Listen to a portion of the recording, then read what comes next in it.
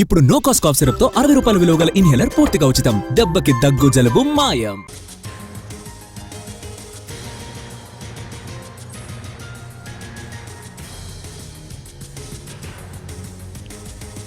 ఆంధ్రప్రదేశ్ మద్యం కుంభకోణం కేసులో A1గా ఉన్న నిందితులు రాస్ కేసిరెడ్డి ఏసీబీ కోర్టులో మరో పిటిషన్ దాఖలు చేశారు.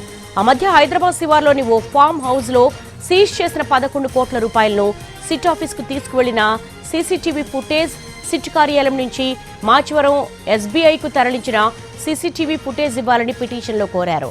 డబ్బు సీజ్ చేసిన ఫామ్ హౌస్ వర్ధమాన్ కాలేజ్ దగ్గర 2 వారాల ముందు వరకు ఉన్న సీసీటీవీ ఫుటేజ్ ఇవ్వాలని పిటిషన్లో డిమాండ్ చేశారు రాస్ కేసిరెడ్డి.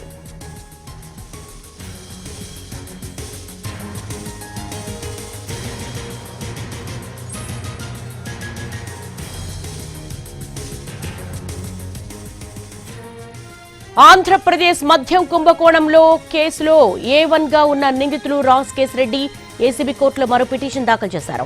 ఆ మధ్య హైదరాబాద్ శివార్లోని ఓ ఫామ్ హౌస్ లో సీజ్ చేసిన 11 కోట్ల రూపాయలను సిట్ ఆఫీస్ కు తీసుకెళ్లిన సీసీటీవీ ఫుటేజ్, సిట్ కార్యాలయం నుంచి మాచవరం SBIకు తరలించిన సీసీటీవీ ఫుటేజ్ ఇవ్వాలని పిటిషన్లో పేర్కొన్నారు. డబ్బు సీజ్ చేసిన ఫామ్ హౌస్ వర్ధమాన్ కాలేజ్ దగ్గర 2 వారాల ముందు వరకు ఉన్న సీసీటీవీ ఫుటేజ్ ఇవ్వాలని పిటిషన్లో డిమాండ్ చేశాడు రాస్ కేసిరెడ్డి.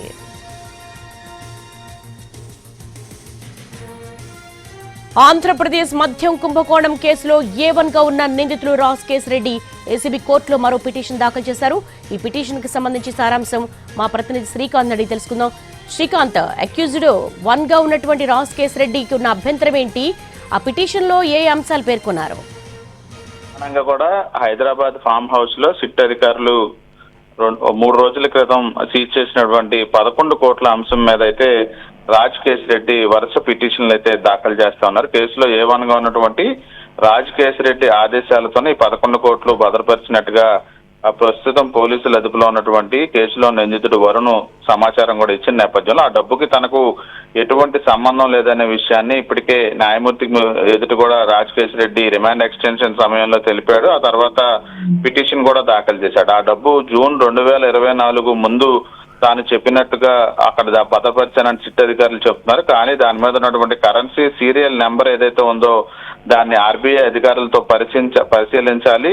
ఆ విషయానికి సంబంధించి అది ఆ తర్వాత ప్రింట్ అయిన నోట్లుగా కూడా తేలుతుందనే విషయాన్ని కూడా న్యాయమూర్తి దృష్టికి తీసుకెళ్లారు. ఒక పిటిషన్ కూడా దాఖలు చేశారు. అదేవిధంగా ఈ డబ్బుని మాచవరం SBI బ్రాంచ్ లో డిపాజిట్ చేయడానికి సిట్ అధికారులు కూడా కోర్టు అనుమతి తీసుకున్న నేపథ్యంలో ఆ డబ్బు సీరియల్ నెంబర్స్ అన్ని కూడా పక్కన పెట్టి దాన్ని పంచనామా నిర్వహించాలని కూడా ఒక పిటిషన్ దాఖలు చేసిన పరిస్థితి కూడా ఉంది. అదేవిధంగా బ్యాంకుకు తరలించిన డబ్బుని వేరే డబ్బుతో కలపకుండా చూడాలని కూడా రాజ్ కేసిరెడ్డి మరో పిటిషన్ దాఖలు చేశారు. వీటి మీద విచారణ జరిపినటువంటి న్యాయస్థానం ఏదైతే ఆ డబ్బులకు సంబంధించిన సీరియల్ నెంబర్స్ మీద పంచనామా నిర్వహించాలన్న ఆదేశాలు కూడా జారీ చేసింది.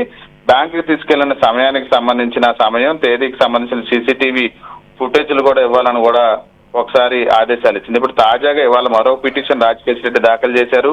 11 కోట్ల రూపాయలు సీజ్ చేసిన తర్వాత సిట్ కార్యాలయానికి ఆ డబ్బును తరలించిన సమయంలో సీసీటీవీ ఫుటేజ్ తో పాటు మళ్ళీ తిరిగి అక్కడ నుంచి బ్యాంకుకి డిపాజిట్ సమయంలో తీసుకెళ్లిన సమయంలో ఆ సీసీటీవీ ఫుటేజ్ ను కూడా ఇవ్వాలని కూడా పిటిషన్ దాఖలు చేశారు.